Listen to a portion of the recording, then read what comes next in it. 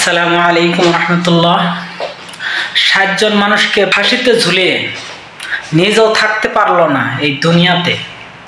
এটাই হলো দুনিয়ার নিয়ম। যারা মানুষের প্রতি জুলুম করছো তারাও একদিন ধ্বংস হবে ইনশাআল্লাহ, শুধু সময়ের অপেক্ষায়। যারা জুলুমবাজে আছে ভেবে চিন্তা করে কাজ করো।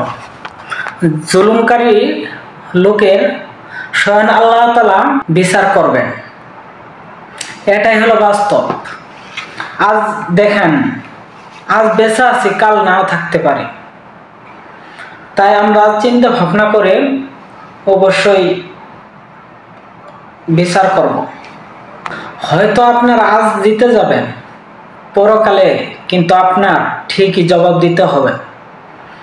জাল্লাদ শাহজাহানকে সবাই চেনেন, হয়তো নাটক সিনেমায় তারা দেখছেন, রাতারাতি ভাইরাল হয়েছে। দেখেন আজ সে পরবারে চলে গেছেন। এটাই হলো নিয়ম দুনিয়ার।